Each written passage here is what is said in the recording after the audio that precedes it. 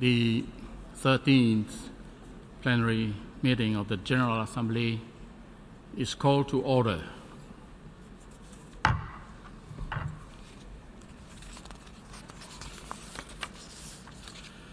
We shall now continue the general debate.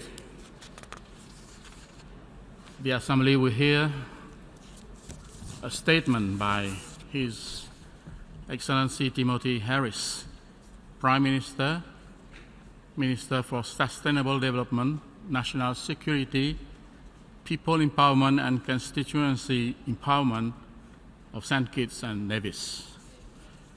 May I request the protocol to escort His Excellency. I have great pleasure in welcoming the Prime Minister of St. Kitts and Nevis. I invite him to address the General Assembly. Mr. President, distinguished delegates, ladies and gentlemen, it is indeed my privilege and honor, on behalf of the Federation of St. Kitts and Nevis, to once again address this General Assembly. At the outset, permit me to congratulate Madam President on your election to lead this august body at this most significant time. As the first woman from the group of Latin America and the Caribbean to assume the post, I assure you of my country's fullest support during your tenure. The opening session of this General Assembly featured excerpts from former Secretary General Kofi Annan of blessed memory, in which he made the case that to solve the wide range of global problems, the United Nations was critical. Multilateralism with the UN system at its fulcrum has long informed our global engagements. The United Nations has been, is, and will continue to be critical to global peace, progress, and prosperity. That is why there is a need to move urgently to reform the UN, making it more responsive to the needs and concerns of all, and in particular, small island developing state SIDS.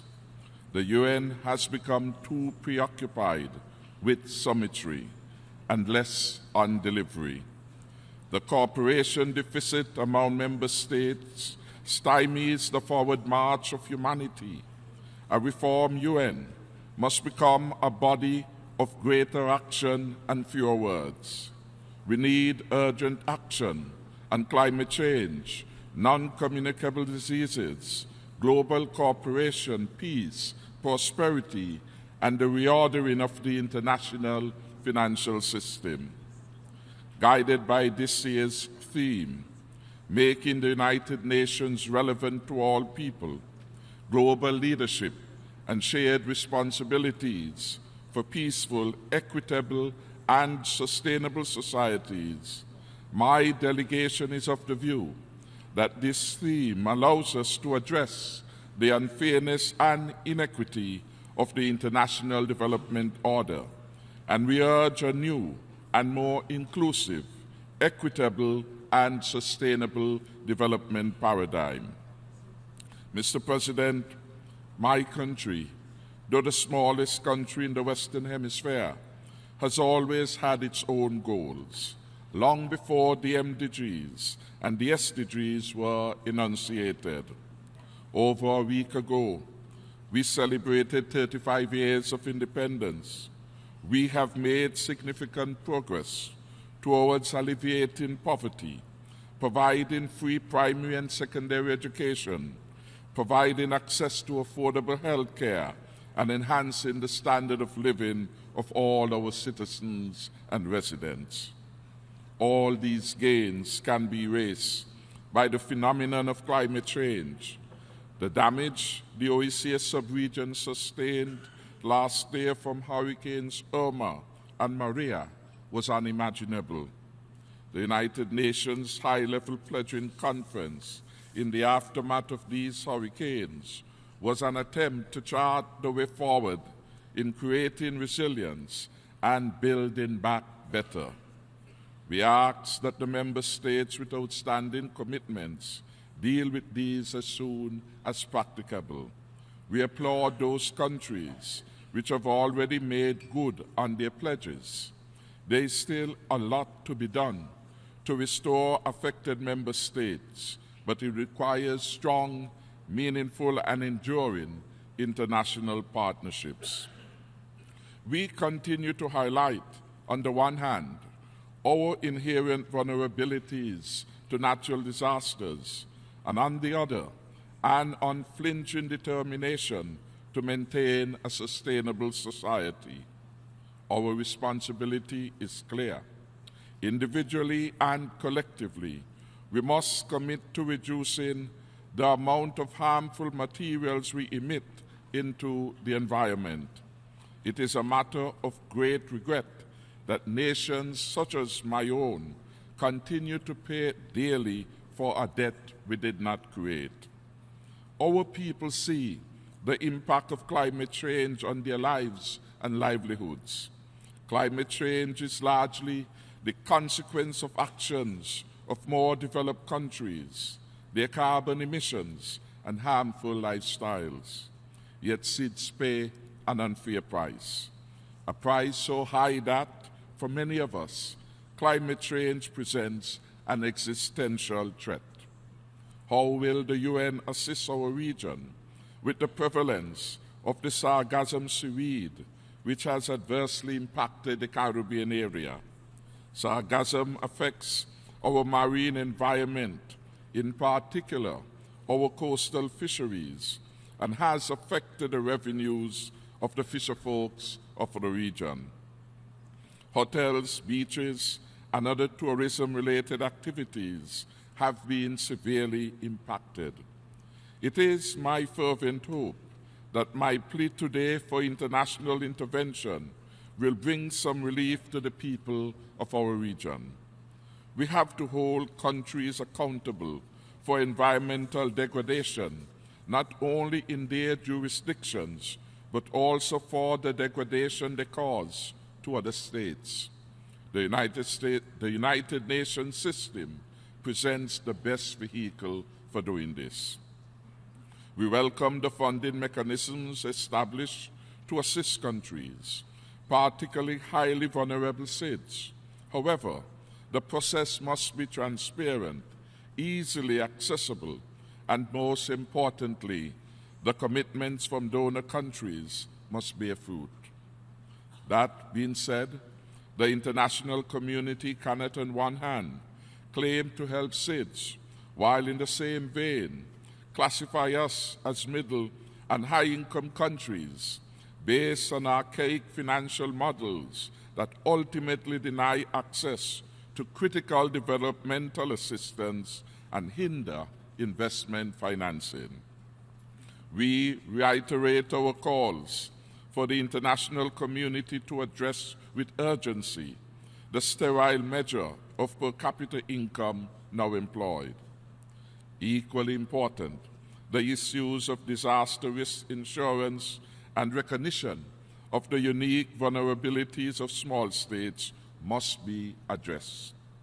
My country remains committed to the Sustainable Development Goals and the commitments in the Samoa Pathway. The development efforts of small states are being thwarted by an unfair financial architecture with the threat of de-risking and loss of correspondent banking relationships. This is compounded by the very discriminatory and irrational blacklisting of countries that are forced to divert scarce resources to address the onerous and arbitrary demands of the EU Code of Conduct Group and other entities created by large, highly developed countries. It is absolutely unfair to subject some countries to evaluation and ever-fluctuating standards while others are exempt. The threats to the survival of small states is real. I therefore call on this body to bring the plight of small states like St. Kitts and Nevis to the forefront of the international discourse and to bring an end to such discriminatory policies.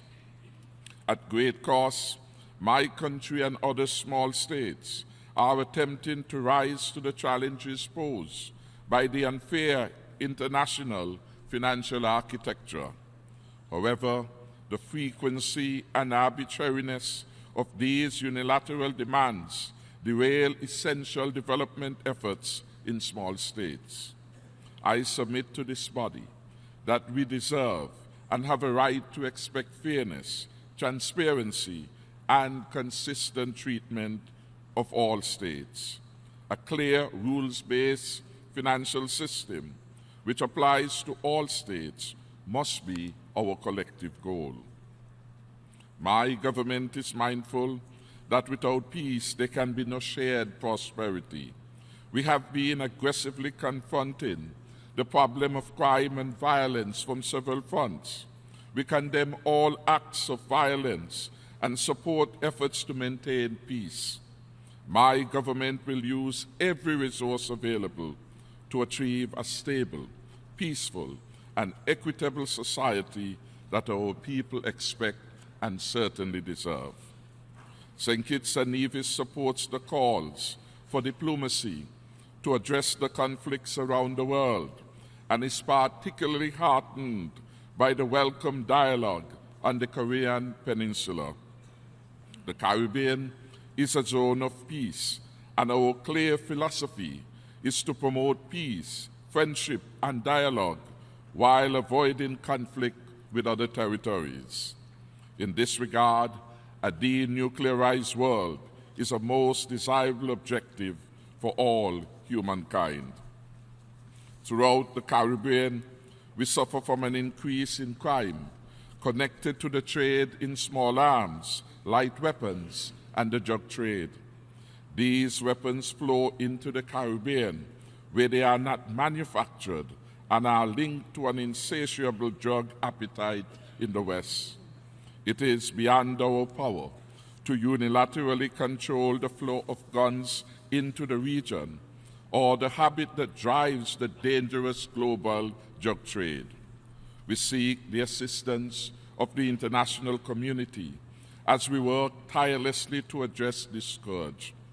My country remains fully committed to the Arms Trade Treaty. Our increase in internal budgetary allocations are an indication of our commitment to the maintenance of safety and security. Mr. President, St. Kitts and Nevis is elated that just this week, this august body joined together to commit to scaling up multi-stakeholder and multi-sectoral responses for the prevention and control of NCDs in the context of the 2030 Agenda. Our region remains encumbered by the unfortunate burden that NCDs have placed on our society and economy. The statistics are stark and they are startling. Imagine 8 out of 10 deaths in the Caribbean are attributable to NCDs, 40% of which are premature, and 70% of this number is preventable. Hypertension is our leading risk factor for death. The Caribbean's diabetes rate is double the global rate. We are facing an NCD crisis in our region. In this regard, we applaud the launch of the Defeat NCDs partnership earlier this week, and CARICOM and CAFA shall provide the fullest support to this new partnership. We endorse a holistic approach to health, and I am happy to report that we have shifted into high gear to make an essential component of global health, universal health coverage, a reality for all citizens of St. Kitts and Nevis. I must remind us, however, that NCDs and climate change are twin sides of the same coin. They are symptoms of the failure of the extant development paradigm. Mr. President, my government believes in making an equitable society a reality for all citizens in St. Kitts and Nevis, in keeping with our commitment to transform our world through the 2030 Sustainable Development Agenda. We have endeavored to create an equitable pathway by improving the standard of living for the most vulnerable so they can become self-sufficient and productive citizens and residents. In closing, Mr. President, I cannot address this great body and not recognize our dear friend Taiwan. My government views the United Nations as a people's organization for all people, including the people of Taiwan. We strongly believe Taiwan has an important and continuing role to play in international development strategies, as they have had great success in technology, agriculture, health, and renewable energy. We advocate that Taiwan be given space to add to the dialogue, progress, and well-being of the global community.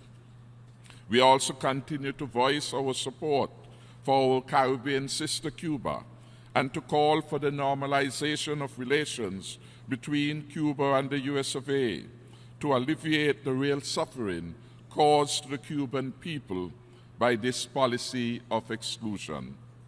My country is conscious of the current difficulties in Venezuela.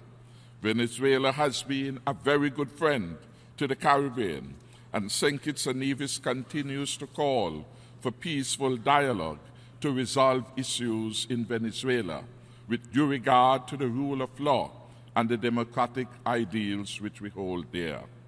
As I close, Mr. President, I must remind that our people want action. They want results. We need to see all global leaders come together to create and maintain stability, equality, and peace in our countries, so that our collective contributions can prevent and avoid war and violence, end the proliferation of nuclear weapons, reduce greenhouse gas emissions, and create a level playing field for small states to thrive. May we be always mindful and proactive to ensure that no country is left behind in the pursuit and achievement of the 2030 Agenda. It is our shared responsibility to create the best opportunities and fulfill the expectations of our current and future generations. I am convinced, Mr. President, that if we continue to work steadfastly, always vigilant and focused on the overarching goals, we shall contribute to a more relevant, fair, productive, and meaningful United Nations, and by extension, a better world for all the peoples. May it please you, Mr. President, I thank you. On behalf of the General Assembly, I wish to thank the Prime Minister of St. Kitts and Nevis for the statement just made, and I request protocol to escort His Excellency. The Assembly will hear a statement by His Excellency Hubert Alexander Menis,